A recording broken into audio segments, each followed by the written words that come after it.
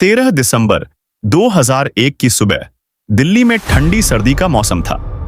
राजधानी में हर दिन की तरह चहल पहल थी, लेकिन संसद भवन के अंदर माहौल खास था क्योंकि संसद का शीतकालीन सत्र चल रहा था। देश के कई बड़े नेता, मंत्री और सांसद सुबह से ही संसद में मौजूद थे। किसी को अंदाजा नहीं था कि कुछ ही देर में एक ऐसी घटना होने वाली है जो भारत के इतिहास में हमेशा के लिए दर्ज हो जाएगी। यह घटना हुई भारत की लोकतांत्रिक शक्ति के प्रतीक भारतीय संसद भवन में। उस दिन सुबह लगभग 11 बजे के आसपास संसद की कार्यवाही जारी थी।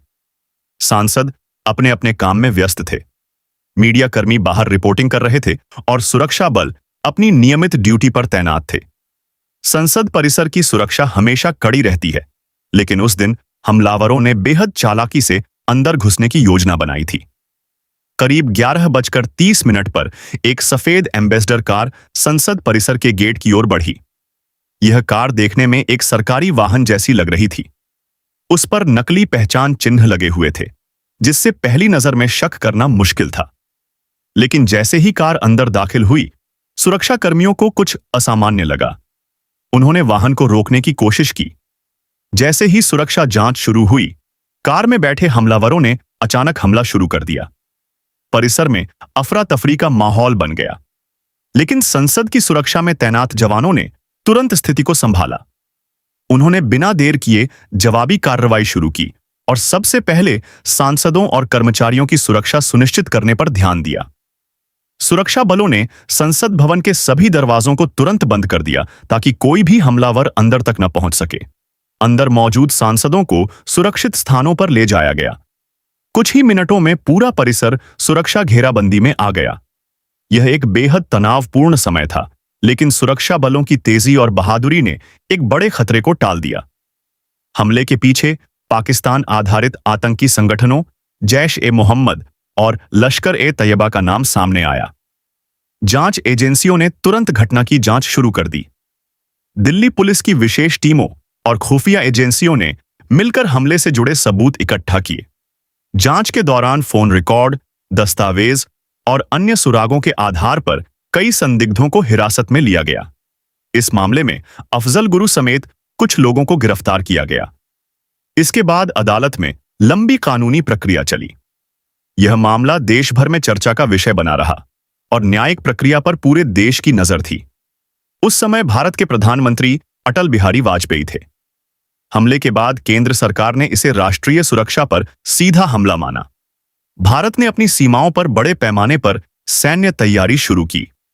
हजारों सैनिकों की तैनाती की गई और भारत पाकिस्तान के बीच तनाव काफी बढ़ गया। इस सैन्य तैयारी को ऑपरेशन पराक्रम के नाम से जाना गया। अंतर्राष्ट्रीय स्तर पर भी इस हमले की कड़ी निंदा हुई। कई देशों ने भारत के साथ एकजुटता दिखाई और आतंकवाद के खिलाफ सख्त कार्रवाई का समर्थन किया। इस घटना ने दुनिया का ध्यान दक्षिण एशिया की सुरक्षा स्थिति की ओर खींचा। संसद हमले के बाद भारत सरकार ने आंतरिक सुरक्षा व्यवस्था की व्यापक समीक्षा की। संसद और अन्य महत्वपूर्ण सरकारी इमारतों की सुरक्षा को और मजबूत किया गया। नई तकनीक, बेहतर निगरानी व्यवस्था और सख्त सुरक्षा प्रोटोकॉल लागू किए गए। खुफिया एजेंसियों के बीच तालमेल बढ़ाया गया ताकि भविष्य में ऐसी घटनाओं को रोका जा सके।